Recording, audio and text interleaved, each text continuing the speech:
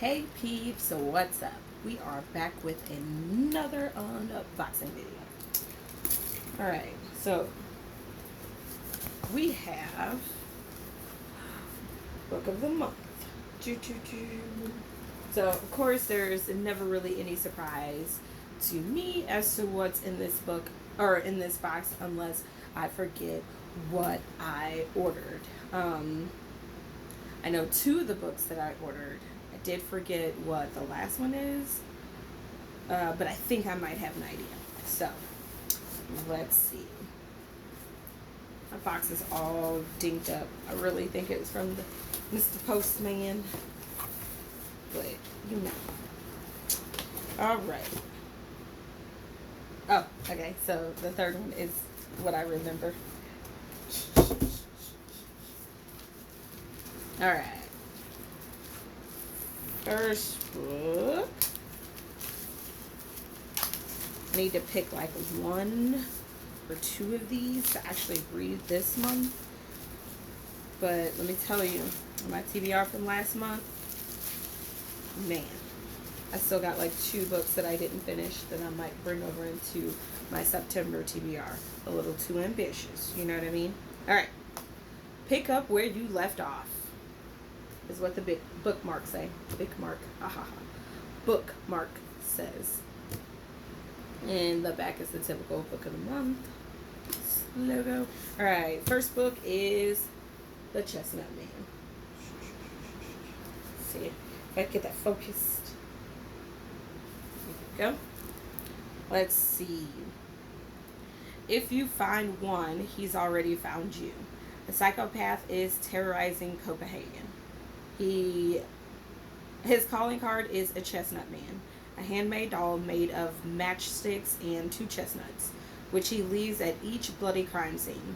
Examining the dolls, forensics makes a shocking discovery: a fingerprint belonging to a young girl, a government minister's daughter who had been kidnapped and murdered a year ago. A tragic coincidence or something more twisted. To save innocent lives, a pair of detectives must put aside their differences to piece together the Chestnut Man's gruesome clues.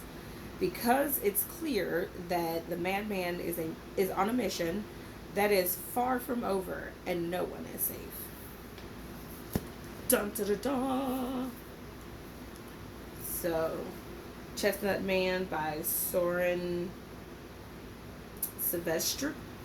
That's what I think it says. Not sure.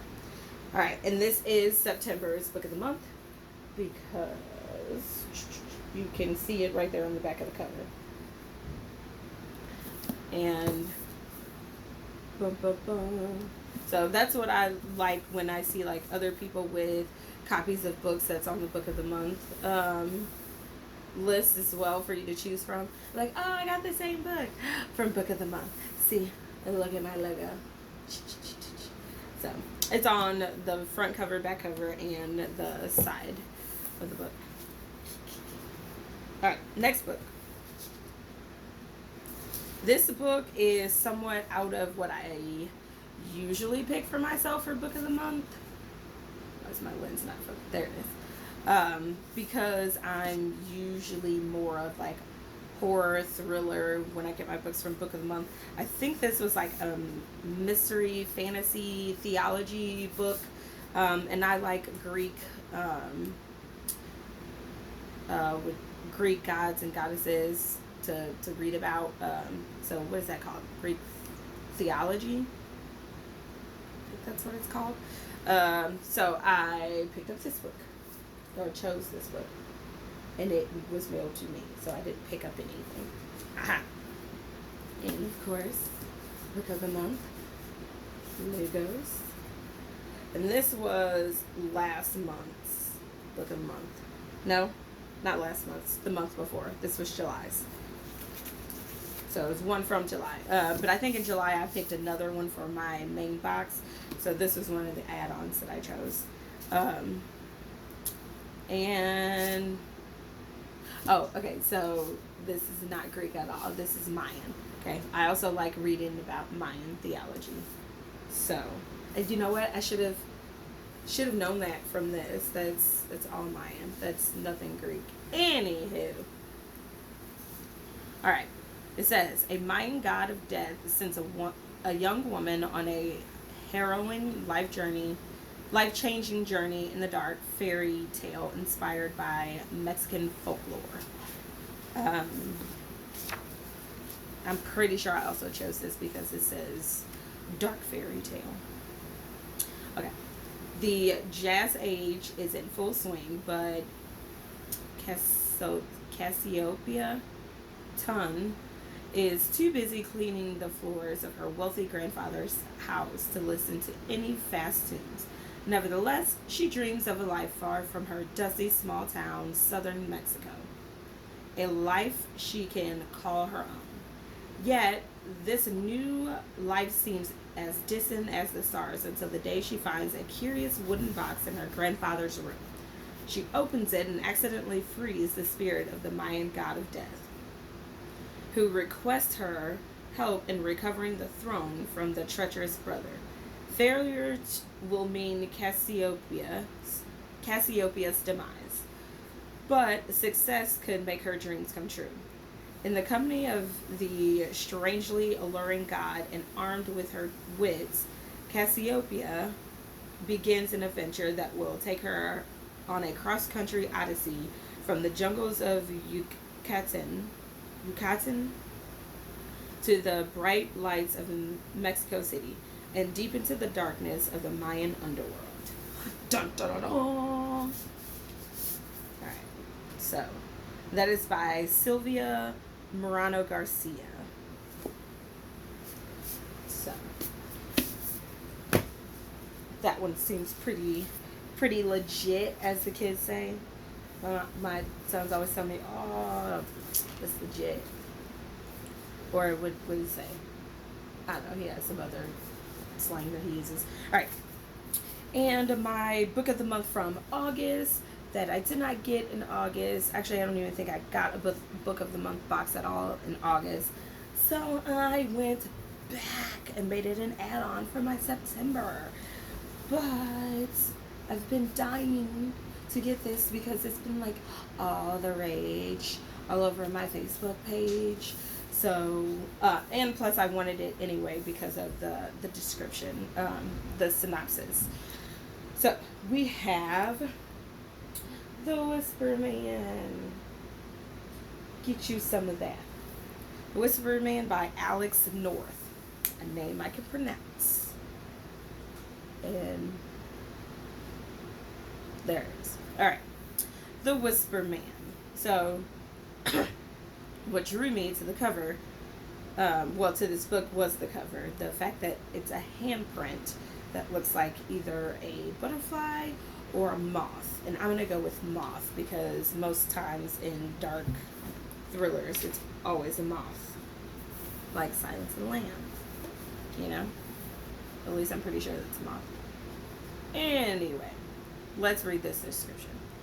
If you leave a door half open, soon you will hear a whisper spoken. After the sudden death of his wife, Tom Kennedy believes a fresh start will help him and his young son Jake heal. A new beginning, a new house, a new town, Featherbank. But the town has a dark past. 20 years ago, a serial killer abducted and murdered 5 residents. Until Frank Carter was finally caught, he was nicknamed the Whisper Man. For he would lure his victims out by whispering at their windows at night. Ooh, that's creepy. Just as Tom and Jake settle into their new home, a young boy vanishes. His disappearance bears an unnerving resemblance to Frank Carter's crimes, reigniting old rumors that he prayed with an accomplice. Now detectives Amanda Beck and Pete Willis must find the boy before it's too late, even if that means Pete has to revisit the great foe in prison, the Whisper Man. And then Jake begins acting strangely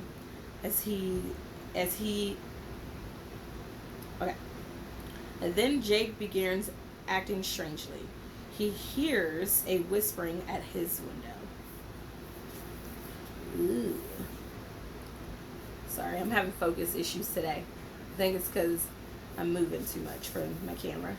Alright, so that sounded extremely creepy. I'm pretty sure I had read that and decided that that was why I was going to get this. Because there was probably a description that was like more like true crime. So that's why I got it. I can't remember. But that sounds really creepy. Oh, the thing that... Okay. Alright.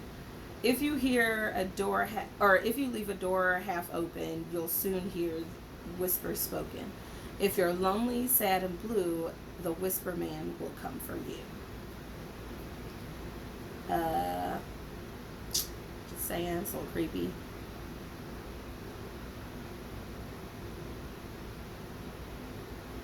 Oh my goodness. Okay. Sorry, I just took a pause for a minute because this is like the shortest like author's note ever. So I was reading some of it.